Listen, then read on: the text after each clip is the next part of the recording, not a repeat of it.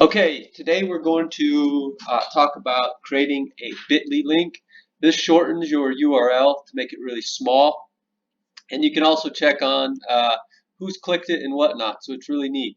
First thing you're going to do is sign up or log in. I'm already signed up, so I'm going to log in. Do that. Once you go ahead and get this down here, we're going to go ahead and create a new link. And then once you do that, you'll come over to your page, control copy that, and then come over here and paste it into there. So you can see it was really long, and now it's just this tiny little thing right here.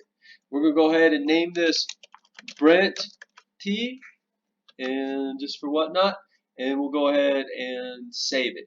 Now you can go ahead and copy it, and then or maybe you can share it, whatever. Not going to do that. You can also copy it like that. And that's pretty much how you have your bit.ly link. Now you can go to your Instagram page and paste it in there, and then when somebody clicks on it, it will take you to this page.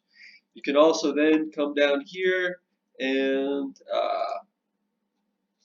something like this, or something like this, or something like this. So you can really see where things are coming from, how it is, January, or anything like that.